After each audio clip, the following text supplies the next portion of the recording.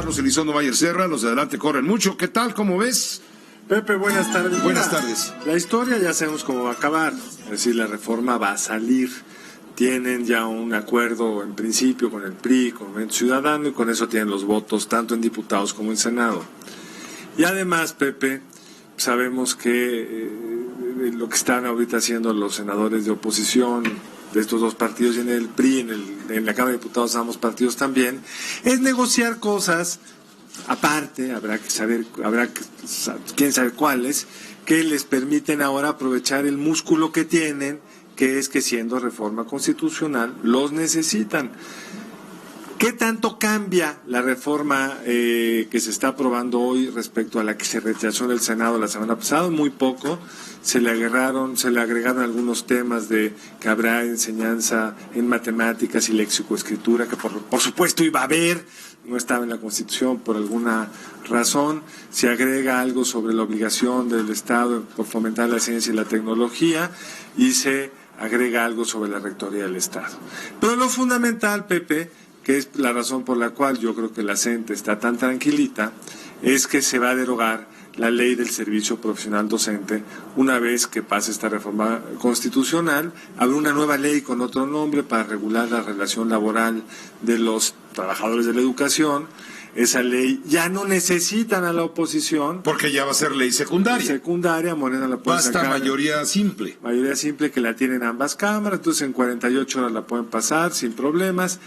Y por el silencio de la CENTE, pues uno sospecha, y dado que además agregaron esto que le insistieron mucho los de la CENTE, que se dijera claramente que ellos están regidos por el apartado B del artículo 123, parecería que alguna de las prácticas que en el pasado se dieron para darle prioridad al sindicato o participación al sindicato en la contratación de plazas está ahí. Ojalá yo esté equivocado, Pepe, y cuando salga esta ley veamos que, como lo es ahora, todas las posiciones del sistema educativo tienen que ser concursadas, y puede concursar cualquiera, egresado de la normal o de alguna otra licenciatura profesional.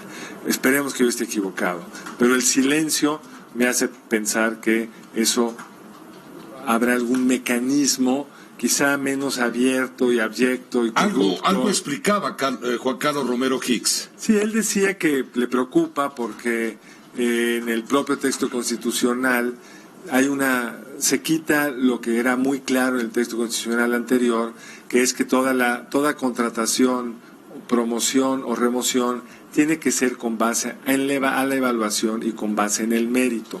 Se hace una redacción muy distinta que habla de los mejores, de los idóneos, pero eso no te constriñe a como te constreñía el anterior, el texto aún vigente, porque desaparecerá muy pronto, respecto al mérito y los concursos, que esa es la clave.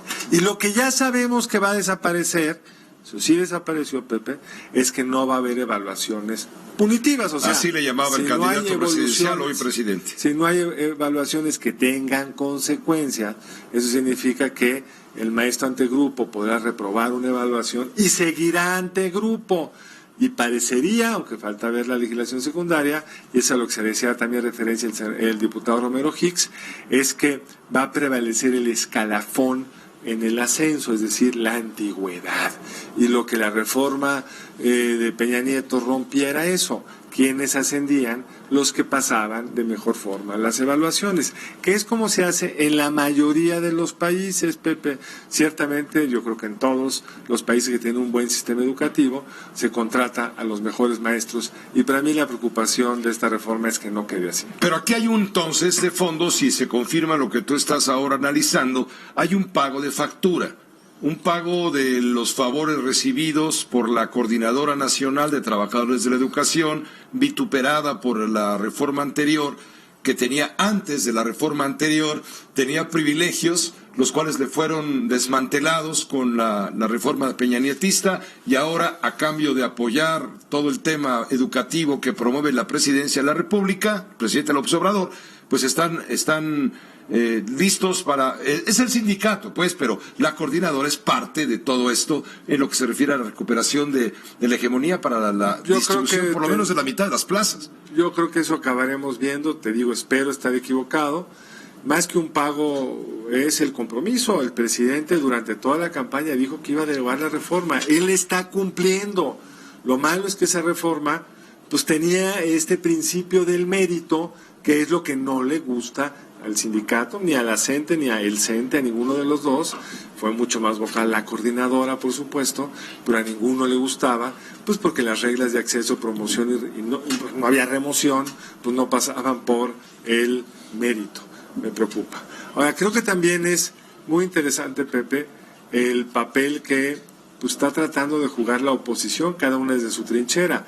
El PRI y el Movimiento Ciudadano negociando, sí lograron incorporar cosas mejores. Si tú lees la iniciativa original del presidente de la República, era una cosa inadministrable, Pepe.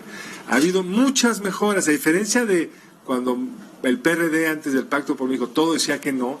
Esta oposición está buscando encontrar un equilibrio entre colaboro, pero pinto mi raya acá. Y lo que fue muy interesante en la entrevista que hiciste con el diputado Romero Hicks es cómo pues, nos narró en qué habían avanzado, pero su raya está claramente en esto que yo sí creo que es lo toral de la reforma de Peña Nieto, que es el mérito como criterio para contratar, evaluar, para ascender, y quienes no tienen los niveles suficientes, pues no dar clase frente a los niños mexicanos, Pepe. Pues te agradezco mucho, Carlos, este análisis, esta precisión puntual sobre lo que estamos viviendo, se está sucediendo en el recinto legislativo, donde ha reiniciado, bien lo decía Maro hace un ratito, ha reiniciado el debate, va a ser un debate prolongado sobre el tema de la reforma, donde cada partido político, cada grupo político fijará una posición clara respecto a lo que está a punto de someterse a votación. A punto es un decir, en las próximas horas será sometido a votación, seguramente será aprobado e inmediatamente,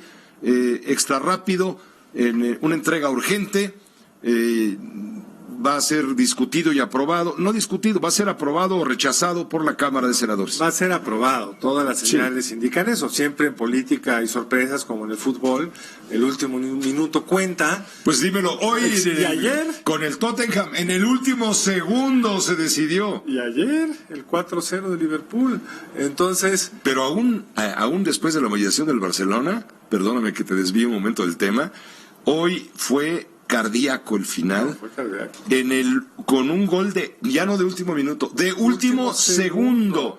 Estaba arriba de la final el Ajax de Holanda y en un segundo, me tardé más en decirlo, pasó el Tottenham y va a ser una final británica. No solo en un segundo, sino en el último, que eso es lo que es increíble. En el último segundo.